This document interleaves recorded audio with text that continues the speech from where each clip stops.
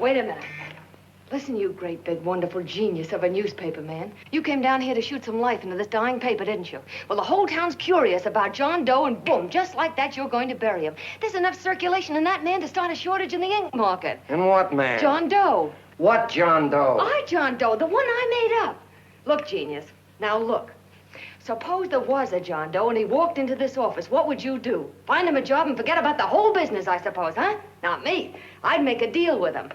A deal? Sure, when you get hold of a stunt that sells papers, you don't drop it like a hot potato. Well, this is good for at least a couple of months. You know what I'd do? Between now and, let's say, Christmas when he's going to jump, I'd run a daily on. Starting with his boyhood, his schooling, his first job. A wide-eyed youngster facing a chaotic world. The problem of the average man, of all the John Does in the world. Now, then comes the drama. He meets discouragement. He finds the world his feet of clay. His ideals crumble. So what does he do? He decides to commit suicide and protest against the state of civilization. He thinks of the river, but no. No, he has a better idea. The city hall. Why? Because he wants to attract attention. He wants to get a few things off his chest, and that's the only way he can get himself heard. So? So he writes me a letter, and I dig him up. He pours out his soul to me. And from now on, we quote, I protest by John Doe. He protests against all the evils in the world. The greed, the lust, the hate, the fear. All of man's inhumanity to man. Arguments will start. Should he commit suicide or should he not? People will write in pleading with him. But no, sir. John Doe will remain adamant. On Christmas Eve, hot or cold, he goes. See? Very pretty. Very pretty indeed, Miss Mitchell. But would you mind telling me who goes on Christmas Eve? John Doe. What John Doe? The one we hire for the job, you lunkhead. Wait a minute. Let me get this through this lame brain of mine. Are you suggesting we go out and hire someone to say he's going to commit suicide on Christmas Eve? Is that it? Well, you're catching on. Who, for instance? Anybody. Beanie'll do. Why, sure. Who, me? Jump off a... Oh, no, any time at Christmas. I'm superstitious.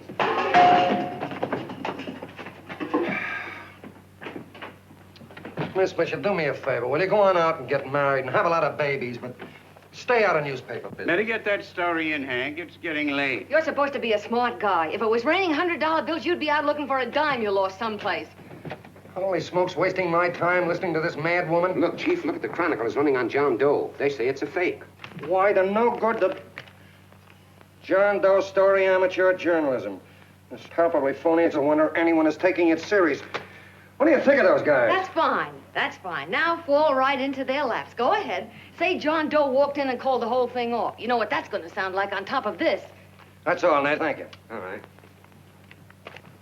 Amateur journalism, huh? Why, that bunch of sophomores, I can teach them more about... Hey, boss, get a load of this. What? Look. What do they want? They all say they wrote the John Doe letter. Yeah, boss. Oh, they all wrote the letter. Tell them all to wait. Look, Mr. Cannell, one of those men is your John Doe. They're desperate and will do anything for a cup of coffee. Pick one out and you can make the Chronicle eat their words. I'm beginning to like this. If you ask me, Hank, you're playing around with dynamite. No. The gal's right. We can't let the Chronicle get the laugh on us. We've got to produce a John Doe now. Amateur journalism, huh? I'll show those guys. Sure, and there's no reason for them to find out the truth either, because, naturally, I won't say anything. Okay, sister, you get your job back. Plus a bonus. What bonus? Or the bonus of $1,000 the Chronicle was going to pay me for this little document.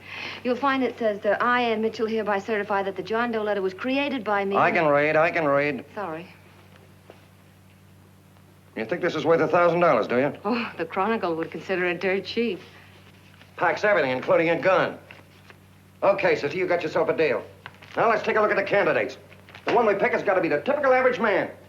Typical American that can keep his mouth shut. Show me an American who can keep his mouth shut and I'll eat him. Okay, Beanie, bring him in one at a time.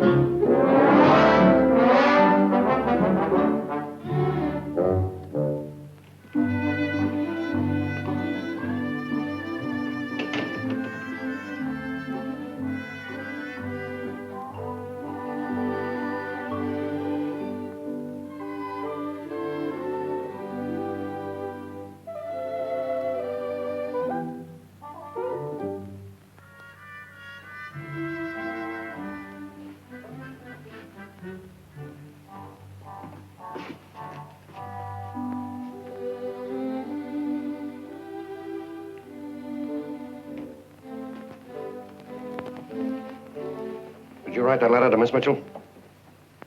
No, I didn't. What are you doing up here, then? Well, the paper says there were some jobs around loose. Thought there might be one left over. Had any schooling? Yeah, a little. What do you do when you work? I used to pitch. Baseball? Yeah, till my wing went bad. Where'd you play? Bush leagues, mostly. How about family? Got any family? No. Oh, just traveling through, huh? Yeah, me and a friend of mine. He's outside. Looks all right. He's perfect, a baseball player. What could be more American? I wish he had a family, though. Be less complicated without a family. Look at that face, it's wonderful. They'll believe him. Come on. What's your name? Willoughby. John Willoughby. Long John Willoughby, they called me in baseball. Would you like to make some money? Yeah, maybe. Would you be willing to say you wrote that letter and stick by it?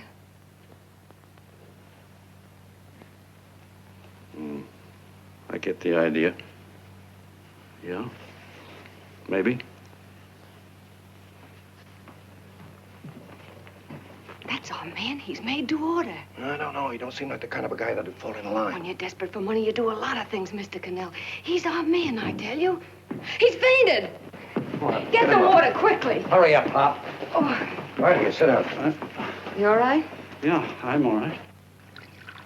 How many is that, 6?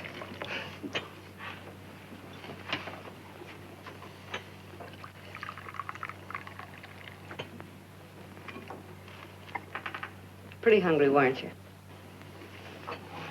See, all this John Doe business is batty, if you ask me. Well, nobody asked you. Trying to improve the world by jumping off buildings. You couldn't improve the world if the buildings jumped on you. Don't mind the colonel. He hates people. He likes you well enough to stick around. Well, that's because we both play doohickeys. I met him in a boxcar a couple of years ago. I was fooling around with my harmonica, and he comes over and joins in. I haven't been able to shake him since.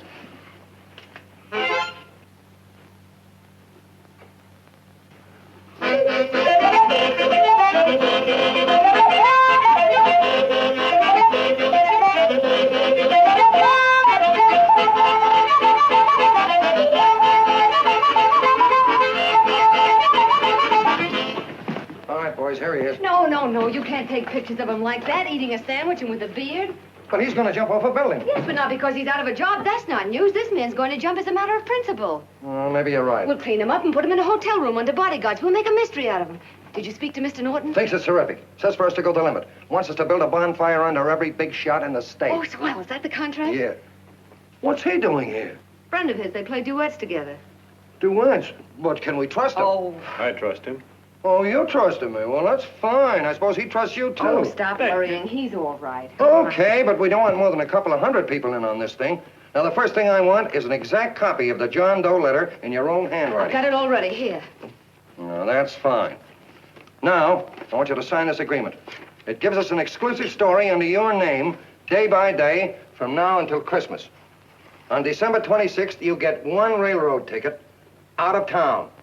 And the bulletin agrees to pay to have your arm fixed. That's what you want, isn't it? Yeah, but it's got to be by Bonesetter Brown. Okay, Bonesetter Brown goes. Here, sign it. Meanwhile, here's $50 spending money. That's fine. Beanie? Yes, boss. Take charge of him. Get him a suite at the Imperial and hire some bodyguards. Yeah, and some new clothes, Beanie. Think we better have him to Laos? Yeah. Both of them? Yes, both of them, but don't let them out of your sight. Hey, Beanie, gray suit, huh? Yeah. Okay, fellas.